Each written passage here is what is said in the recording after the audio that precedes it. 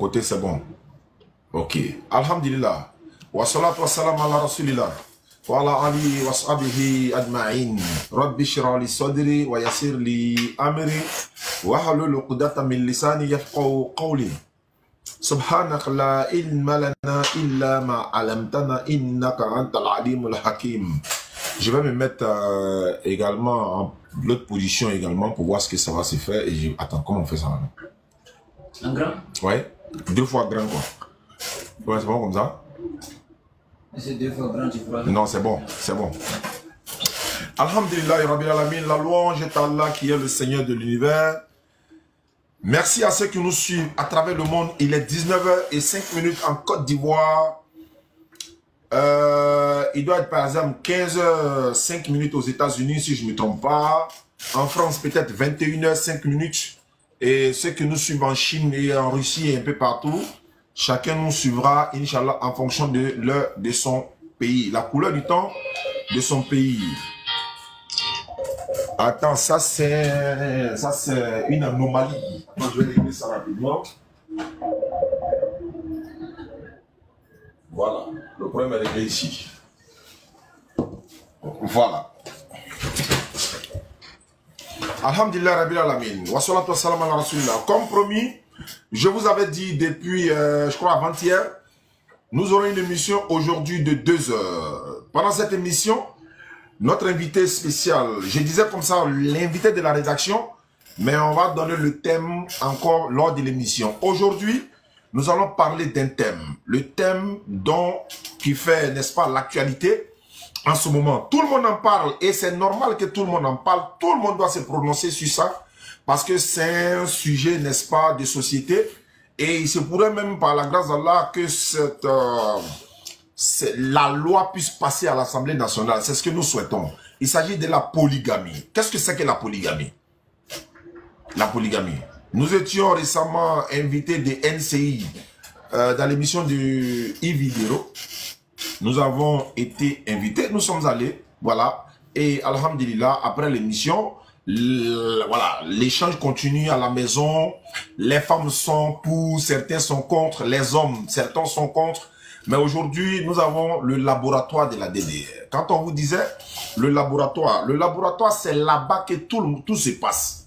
Voilà, Ibrahim, on l'appelle le laboratoire, mais il renferme un concept. C'est-à-dire que nous sommes actuellement dans le laboratoire. Quand Ismaël est là, il est dans le laboratoire. Quand Ibrahim est là, il est dans le laboratoire. Quand quelqu'un vient, ils sont dans le laboratoire. Donc nous sommes dans le laboratoire actuellement. Et n'oubliez pas de vous abonner à la DDR, le laboratoire officiel. Également à Oustaz Diané, officiel 1. Parce qu'il y a beaucoup d'Oustaz Diané. Je vais vous présenter ça. Pendant que lors de l'émission, et puis on va revenir, Inch'Allah, sur certains détails. Oui, oui. Alhamdulillah Rabbil Alamin. Je ne vais pas tarder, je vais lui donner la parole sur le thème, c'est quoi la polygamie? L'inconvénient, l'avantage, le pour et le contre, en tout cas dans sa globalité, il va essayer, Inch'Allah, de nous donner les détails qu'il faut. Et pendant au moins 30 minutes, nous allons fermer nos micros. On va prendre note, on va l'écouter, Inch'Allah. Et après l'avoir écouté pendant les 30 minutes, les demandes vont se faire sentir. Et Inch'Allah, je vais faire monter les femmes et les hommes au fur et à mesure. Mais les gens ne monteront pas ensemble simultanément. Hein? On peut faire monter une dame ou un homme qui va donner ou encore poser sa question. Pas donner son avis, mais poser sa question. Chaque personne a droit à 3 questions. Mais si tu n'as qu'une seule question, il n'y a pas de souci. Mais le thème ici, on ne sort pas du thème, la polygamie. La polygamie est-il acceptable, accepté ou encore est-il avantageux pour nous, communauté musulmane ou non musulmane? Quels sont les avantages de la polygamie? Quels sont les inconvénients de la polygamie? Aujourd'hui, nous parlons de polygamie. Est-ce que la polygamie est tout obligatoire? Est-ce que tout le monde peut être polygame? Est-ce que polygamie, quel est l'avantage sur la société?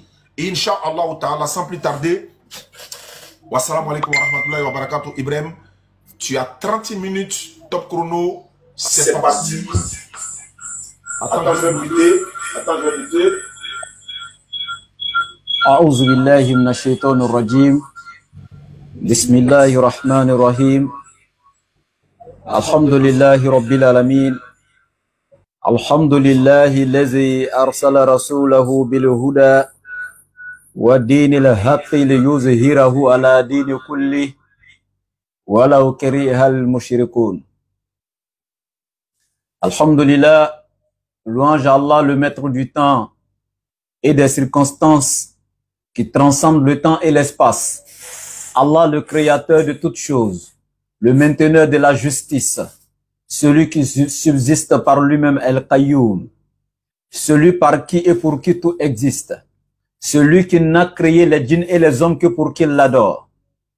Allah, l'incréé, l'incontesté et l'incontestable, le souverain, le transcendant, celui qui doit être adoré sans l'associer à qui ou à quoi que ce soit dans l'adoration. Allah, qui est l'unique, celui qui est Dieu avant et après la création. Nous implorons sa miséricorde infinie sur la meilleure des créatures, le prophète Mohammed alayhi salatu wa salam, ainsi que tous les membres de sa famille et tous ceux qui le suivront jusqu'au jour de Yawm al-Qiyamah. Alhamdulillah, je lance ici à tous mes frères et sœurs en islam la salutation des habitants du paradis qui est Assalamu alaykum wa rahmatullahi wa barakatuh. Et bonsoir à tous mes frères et sœurs en Adam selon vos différentes positions géographiques.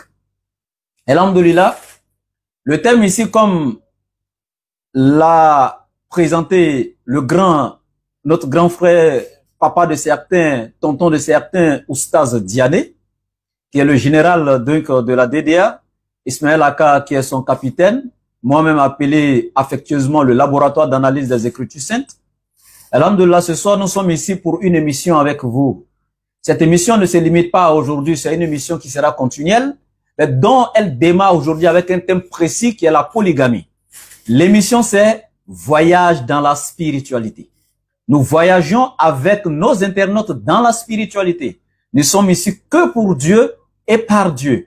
Donc, quoi de plus normal si c'est que de spiritualité que nous parlons et dont nous nous intéressons.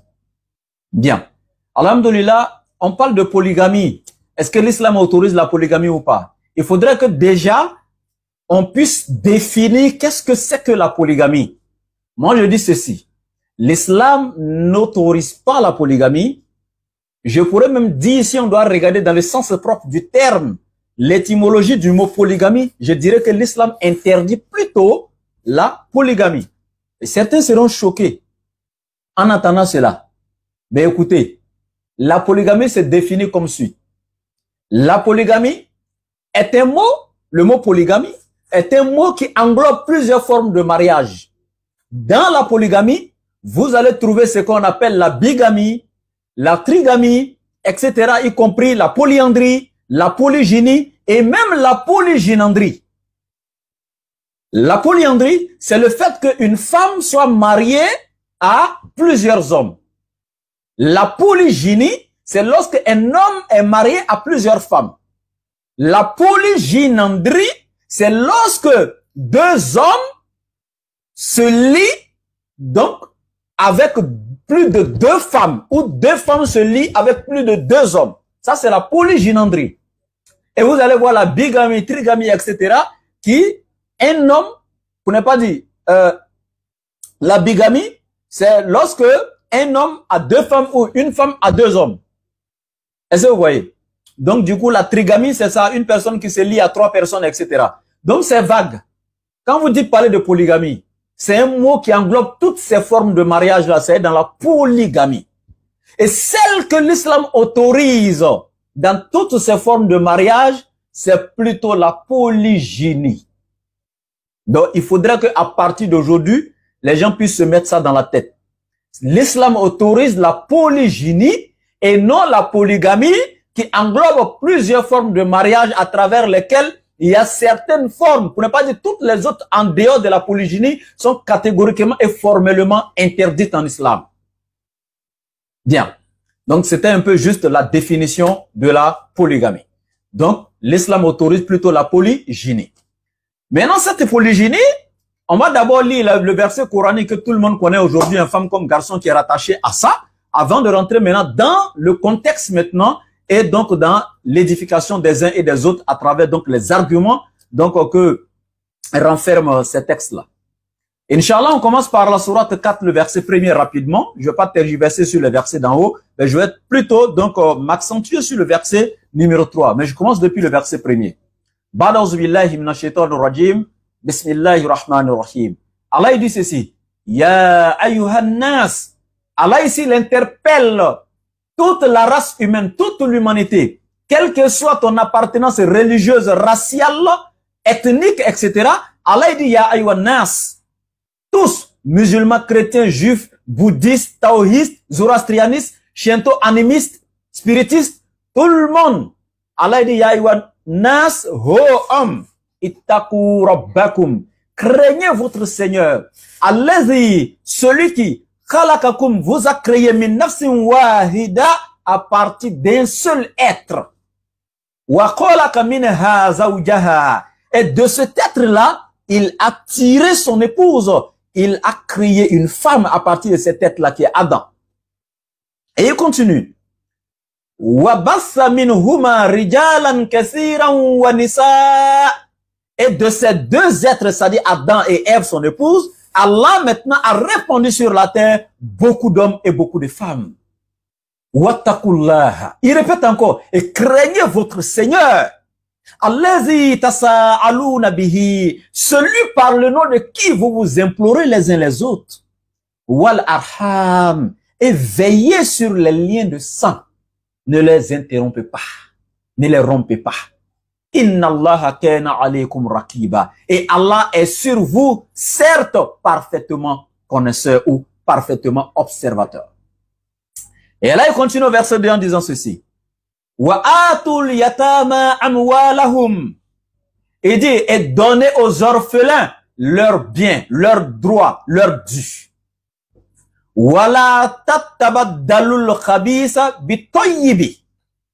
Et il dit, et ne mélangez pas le faux au bien, le mauvais au bon. Ce qui veut dire, quand toi tu as en ta possession des orphelins, dont les parents sont morts depuis qu'ils sont encore petits, et que tu prends ces orphelins en charge, ainsi que leur héritage laissé par leurs parents, tu ne dois aucunement les léser en ce qui concerne leur part, leur héritage que tu as. Et tu dois sécuriser cet héritage jusqu'à ce qu'ils atteignent l'âge de la puberté, l'âge adulte, et le leur rendre en toute sécurité. Et donc Allah il dit, ne mélangez pas le bon au mauvais. Dans le sens où l'orphelin, dans son héritage, son père a laissé des bœufs, des vaches, et toi tu avais des vaches, mais qui sont si maigres, malades, tu remplaces, tu prends une de ces vaches qui est en bonne santé, et tu la remplaces par toi, une de tes vaches malades, etc. Non. Ne substituez pas le bon au mauvais. Et Allah il continue. Wala ta'kulu amwalahum ila amwalikum. Et ne dépensez pas leurs biens avec les vôtres. Non. C'est pas parce que l'orphelin est sous ta charge que toi tu vas aller prendre ses bœufs, ses moutons que ses parents ont laissés, ses entreprises, ses voitures, tu les vends et puis tu payes l'école de tes enfants pour toi-même, l'épargne de ta femme sous prétexte que l'orphelin est chez toi. Non. Si tu n'as pas pu dépenser pour lui, alors même quand tu vas vendre une partie de ses biens, c'est pour t'occuper de lui seul avec et non toi, ta famille entière avec. Et Allah il dit, innahu kana huban kabira. Et ceci est un grand péché auprès d'Allah. Et au verset 3 maintenant, le verset phare. Allah il dit ceci. Wa in khiftum alla tuqsitu fil yatama fa ankihu ma taba lakum minan nisa masna wa thulatha wa ruba'. Allah il dit, et si vous craignez de n'être pas juste envers les orphelines, فَأَنْكِهُ مَا طَابَ لَكُمْ مِنَ النِّسَاءِ. Alors mariez, épousez parmi les femmes qui vous sont licites. Masna 2, wa ruba' wa sulasa 3, wa ruba' 4. Donc ici à la base, Allah il dit, wa in khiftum alla tuqsitu fil yatama.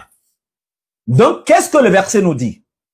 Allah il dit ceci, il y a des orphelines lorsque les parents meurent pour les laisser toutes petites, des jeunes filles, elles sont multimillionnaires ou multimilliardaires de base parce que son père était un milliardaire, il est mort et sa fille devient automatiquement l'héritière.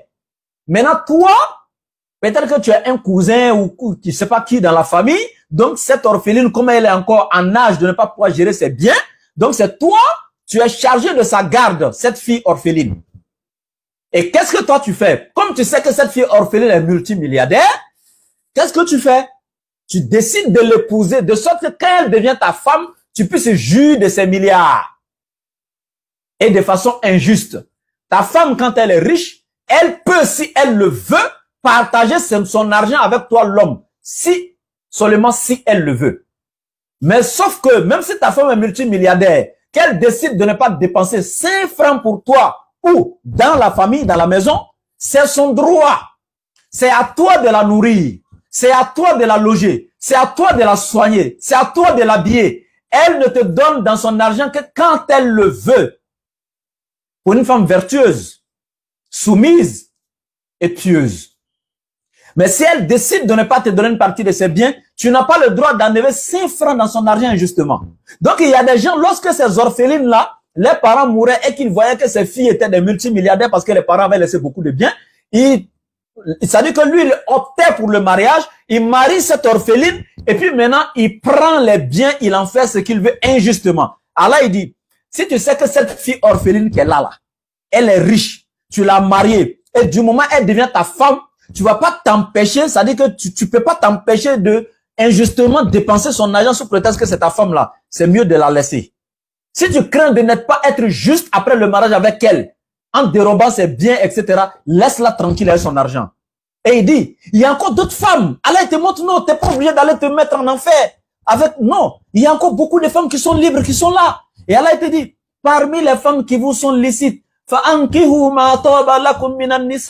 y a d'autres femmes qui vous sont licites. Masna, vous pouvez les prendre à 2, Sulasa, 3, Waruba, Khat. Et il dit,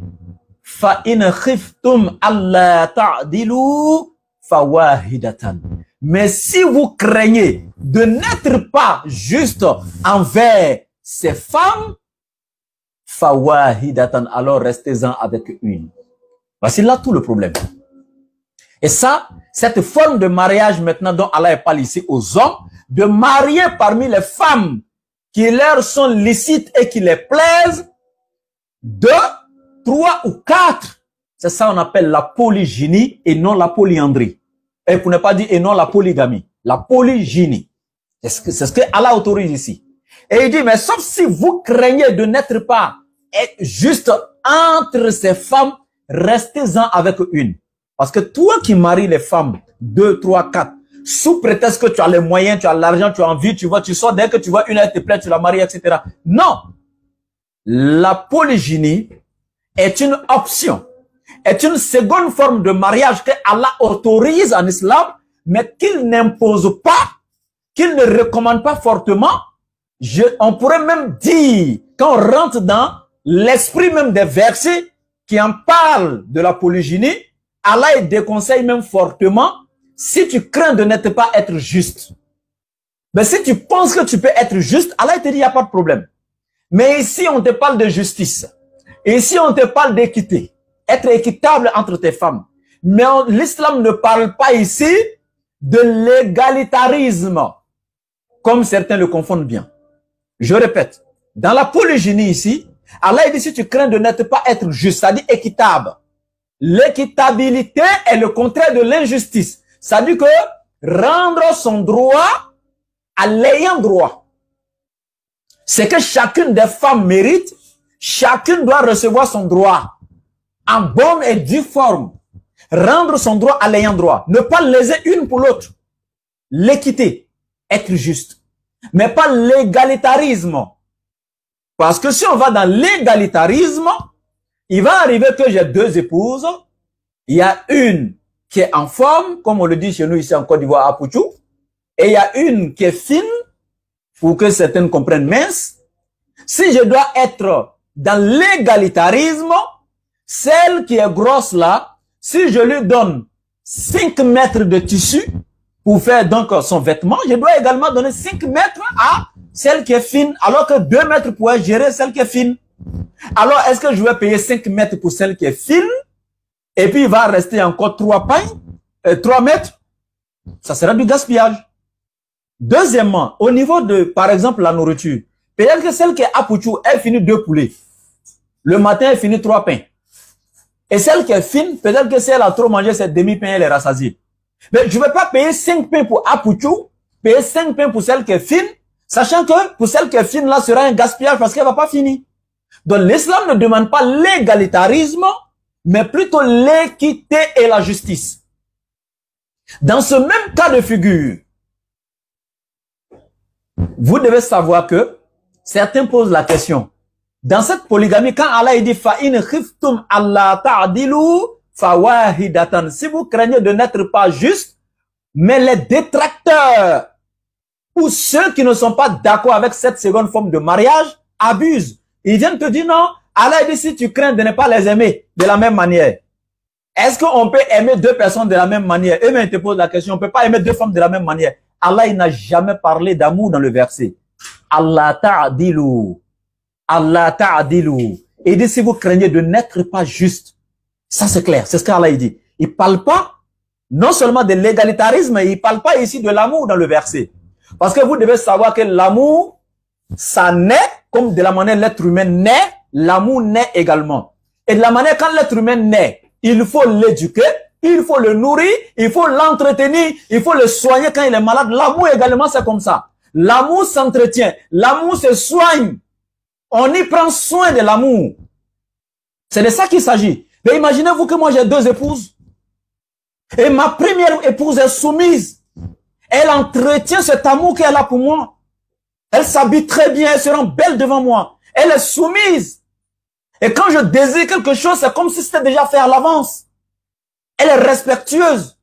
Pendant que la seconde, elle s'en fout. Quand je la vois bien habillée, c'est qu'elle sort. Mais pas pour moi, elle ne s'entretient pas pour moi. Et non seulement elle n'est pas soumise, quand je demande quelque chose, c'est pas fait de sorte à me satisfaire. Et vous pensez que je peux les aimer de la même manière? Non. Même parmi les enfants que tu as mis au monde, tes propres enfants que tu as engendrés, celui-là, il t'écoute, il est soumis à toi. Quand maman ordonne, l'enfant la exécute. Mais l'autre, la maman dit fais ceci, elle ne fait pas. Elle répond même à ses parents. Elle ne fait pas ce que les parents lui disent. Parmi ces deux enfants, tu vas les aimer de base en tant que tes enfants, mais tu vas aimer plus l'enfant qui t'est soumis que lui qui est insoumis. Faudrait pas qu'on se voile la face. Donc l'amour, ça s'entretient. Donc me juger de ne pas avoir aimé les deux femmes de la même manière, ça dépendra du comportement de mes deux femmes. L'amour naît comme l'être humain et l'amour s'entretient. Et si quelqu'un, par exemple, qui est un frère chrétien qui me dit non, je suis pas d'accord avec toi, laboratoire, etc. Voici ce que je lui dis, parce que je parle ici à tout le monde, comme j'ai introduit au début. Musulmans comme non musulmans. Et généralement, c'est avec les chrétiens qu'on a ce petit échange autour de la polygamie. J'ai dit ceci. Jésus-Christ lui-même là, qui reflète même le christianisme pour eux, qui est la référence première du christianisme selon eux. Il pèse mes mots selon eux. Jésus-Christ là, dans Matthieu 25, à partir du verset 31, il dit au renouvellement de toutes choses, il mettra les brebis à sa droite et les boucs à sa gauche. Et les boucs à sa gauche, pourquoi? Parce que lui, les boucs ne se sont pas occupés de lui. Quand il avait faim, ils ne lui ont pas donné à manger. Quand il avait soif, ils ne lui ont pas donné à boire. Quand il était en prison ou malade, ils ne lui ont pas rendu visite. Pourquoi Jésus les met à sa gauche? Parce qu'ils ne l'ont pas entretenu. En disant ceci, toutefois que vous avez refusé à faire cela à l'un des plus petits parmi vous, c'est comme si c'est à moi que vous avez refusé de faire cela. Ah, donc vous voyez, Jésus même dit qu'il n'aimera pas ce jour-là. Il va détester avec la dernière énergie ceux qui n'étaient pas bien dans ce monde-là et qui ne se sont pas soumis à lui, son enseignement. Ceux qui n'ont pas posé de bonnes actions dans leur vie comme lui, Jésus l'a ordonné. Jésus même ne va pas les aimer au dernier jour. Et il a dit, maudit, éloignez-vous. Il va même les maudire. Ah, si tel est Jésus qui est Dieu pour les chrétiens, qui n'aime pas ceux qui ne l'écoutent pas. Moi, Marie, Dieu va me condamner parce que je n'ai pas aimé ma femme qui ne m'écoute pas au détriment de celle qui m'écoute. Jamais. Donc, on ne parle pas ici d'amour. Quand vous ne voulez pas de la polygamie, c'est votre droit. Dites-le haut et fort. Mais laissez cette forme de mariage qui est intacte et qui a tellement de vertus, qui a tellement d'importance, qui a tellement de nécessité dans certains cas, dont je vais vous donner les détails ici. On ne va pas quitter ici sans que vous ne soyez servis. Parce que le prophète nous a dit, et dit une société, un peuple, un pays qui délaisse la polygamie au détriment de la monogamie connaîtra 4 grands fléaux. La prolifération de l'infidélité, la prolifération des enfants illégitimes, la prolifération de la prostitution, de l'adultère et la dépravation totale des mœurs. Et aujourd'hui, on a ça aujourd'hui dans notre société partout. Pour ceux qui disent qu'ils combattent la polygamie au détriment de la monogamie. Comment la société est et comment ces personnes sont dans leur vie privée. C'est le gars qui est assis en train de combattre la polygamie, mais il a 10 maîtresses au dehors. Et c'est ce que le prophète alayhi salam a dit. Quand on parle aujourd'hui du système de Chiza, qu'est-ce qui a fait ça aujourd'hui? Parce que il y a un régime monogamique qui a été signé. Le monsieur ne peut pas être polygame, donc il est obligé d'avoir une au dehors qu'on appelle Chiza. Et elle va avoir des enfants qui deviennent qui? Quoi? Des enfants illégitimes, parce que ce sont des enfants hors mariage. Mais ces enfants hors mariage là, non seulement leur éducation est en jeu, leur sécurité, éducation et leur avenir est en jeu. Et même quand le père est multimilliardaire, quand il meurt, la femme qui est légitimement mariée, c'est elle qui gère les biens avec ses propres enfants. Même quand la Chiza vient s'afficher avec son enfant, on ne la considère pas. Et aujourd'hui, on est étonné de voir en ville des enfants en conflit avec la loi. On ne doit pas être étonné. Tout ça, ce sont les conséquences de la polygamie. Et donc, c'est l'islam qui vient nous éduquer et nous donner ces enseignements-là. Donc, je reviens maintenant. Ciao, tu me connais, hein? Voilà, d'accord. Donc, je reviens ici maintenant pour dire ceci. L'islam n'a pas... D'abord, c'est pas l'islam qui a envoyé la polygamie. Quand je vois des gens qui sont sur les réseaux, la polygamie, c'est une perversité. C'est des personnes perverses. Parce que pour juger une chose, il faut étudier la chose. Il faut étudier la chose dans son fond et dans sa forme. Pour connaître sa nécessité, pour connaître, c'est-à-dire que son côté positif, son côté négatif, etc. Quand tu as étudié la chose dans sa forme et dans son fond, tu peux maintenant apporter un jugement sur la chose.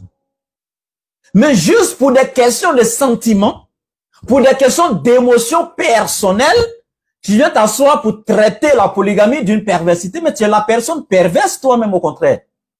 Mais regardez ceci.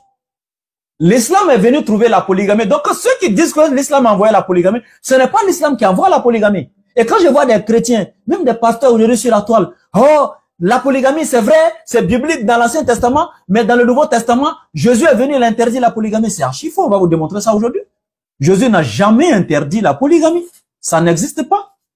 Aucun chrétien ne peut démontrer ça devant moi. Il y a des tonnes de preuves de la légalisation, de la faisabilité ou la faisabilisation ou même la législation de la polygamie. Dans le Nouveau Testament, dans la Bible. Ça n'a jamais été interdit. Donc je disais ceci, l'islam n'a pas apporté la polygamie. L'islam a trouvé que dans toutes les races de ce monde, quand le prophète Mohammed est venu, il est venu avec le Coran, il a trouvé dans toutes les races, dans toutes les ethnies, partout dans ce monde-là, la polygamie était pratiquée. Partout. Que ce soit en Arabie, que ce soit chez les Grecs, chez les Romains, en Israël, partout la polygamie était pratiquée, partout. Mais sauf que, non seulement elle était pratiquée, dans l'injustice. Et on ne vous dit pas ça. Parce qu'en ce moment, la crainte de Dieu n'existait pas. Et il n'y avait pas une loi de Dieu qui était venue clairement pour établir des règles, ordonner la chose.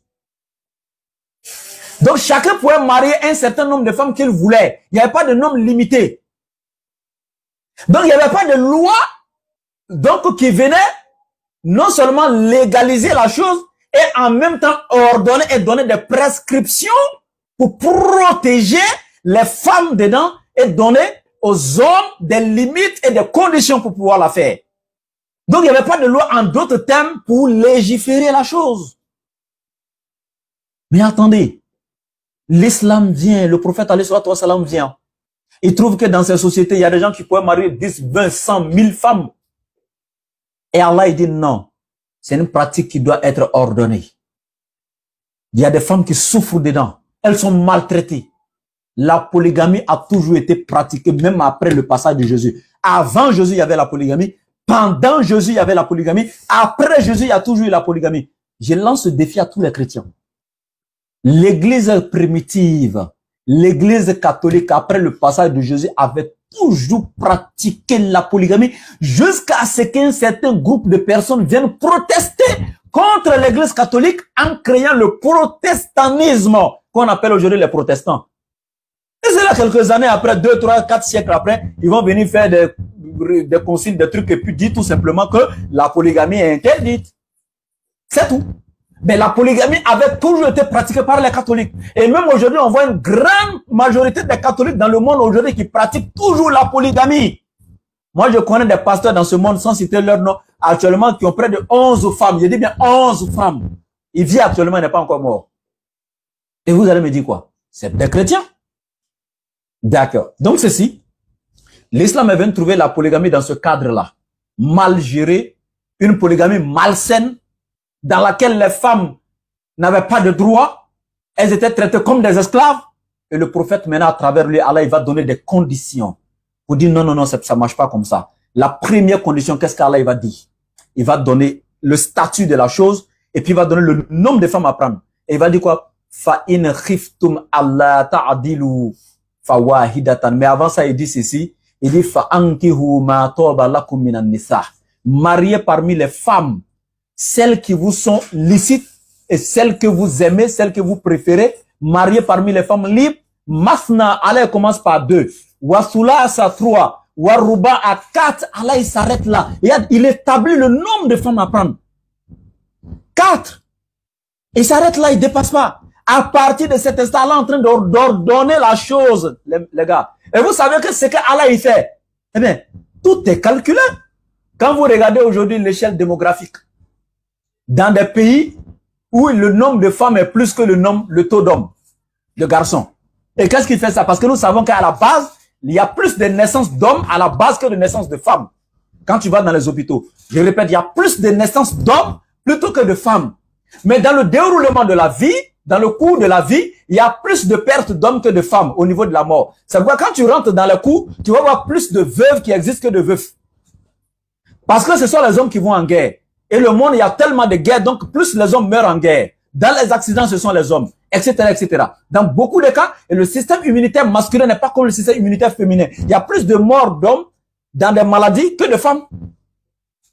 Parce que le corps de la femme, Allah a créé la femme pour procréer. Donc, elle a un système solide par rapport à l'homme. Donc, dans le déroulé de la vie, il y a des pays où les femmes font 3 fois le nombre d'hommes. Ce qui veut dire, si tu as 20 hommes, il y a 60 femmes. Si chaque homme doit prendre une femme, les 20 hommes vont prendre 20 femmes, il va rester encore 40 femmes. Ces 40 femmes-là, quelle est la solution pour ces femmes-là, ceux qui combattent la polygamie, qu'ils me répondent, quelle est la solution pour ces 40 femmes-là? Elles deviennent des tchizas. Donc, comme pour rejoindre maintenant ce que le prophète nous a dit, une communauté, un peuple qui délaisse la polygamie au détriment de la monogamie, connaîtra 4 grands fléaux, dont la prolifération de l'adultère, de la prostitution, la prolifération des enfants illégitimes, la dépravation totale des mœurs. Et c'est ce que nous voyons aujourd'hui dans nos sociétés. Donc ici, le nombre de femmes maintenant, Allah il vient établir. Parce que l'islam est venu trouver, mais l'islam vient ordonner. Donc Allah il dit, bon, ok, il n'y a pas de problème. À partir d'aujourd'hui, c'est 4, hein, c'est ordonné. On ne prend pas 5, 6, 7, 10, 20. Non, non, non, c'est 4. Ça fait 1. Deuxièmement, Allah il donne la condition. En fait, vous voyez, c'est pas n'importe qui fait la polygamie, je vous l'ai dit au début. C'est une seconde forme de mariage. C'est une autre option. Mais Allah il autorise, mais il n'impose pas. Écoutez ceci. La polygamie n'est pas faite pour les hommes irresponsables. La polygamie n'est pas faite pour les hommes immatures. La polygamie n'est pas faite pour les hommes fainéants. La polygamie n'est pas faite pour les hommes lâches. Il faut être psychologiquement, il faut être moralement, il faut être spirituellement, financièrement prêt. Il y a des conditions à remplir. C'est pas n'importe qui se lève pour faire la polygamie. Et c'est ce qu'on vous dit. Et aujourd'hui, parce que quelqu'un s'est mal comporté dans une chose, on juge que cette chose est de mauvaise nature parce qu'une personne s'est mal comportée dedans. Non, on ne peut pas juger le statut de la polygamie par rapport à certains qui ont mal géré leur foyer polygamique. Que ce soit l'islam et le christianisme, même les chrétiens. Il y a des faux chrétiens. Il y a des gens qui pratiquent mal le christianisme, c'est pour autant que le christianisme pour les chrétiens serait faux. Il y a des musulmans qui pratiquent mal l'islam, c'est pour autant que l'islam pour les musulmans serait faux. La polygamie est légale, elle est nécessaire dans des cas. Elle a des mérites même. Mais si des gens se sont mal comportés parce qu'ils sont fainéants, ils sont immatures, ils sont irresponsables, ils sont rentrés dans la chose sans connaître sa nature. Non, il y a l'école du mariage. Tu vois quelqu'un qui rentre dans un véhicule, il démarre sans avoir le permis de conduire, sans passer par l'auto-école, il rentre dans le véhicule, il démarre et puis commence à conduire. Est-ce que quand il va rentrer dans le décor, là, ça va étonner quelqu'un? Lui, il prend le décor tranquillement. Et c'est la même chose, le mariage est un véhicule, tu ne peux pas le conduire sans faire l'école du mariage. Je vois des jeunes aujourd'hui, femmes, garçons qui se lèvent, on veut se marier, on s'est vu, on s'aime, on a vu les parents, on s'est marié, 2 jours après c'est divorce. C'est normal. Vous rentrez dans un véhicule que vous ne savez pas conduire. Tu les fais arrêter, c'est quoi le mariage, ils ne savent même pas. Tu leur poses des questions, pourquoi vous êtes mariés, ils ne savent même pas. Rien. Un mariage qui n'est même pas fondé sur même, c'est-à-dire qu'une clause de contrat. C'est gravissime. Donc pour dire ceci, l'islam vient mettre de l'ordre. Et voici ce que l'islam dit aux femmes. Si vous ne saviez pas, je vous donne cette information aujourd'hui.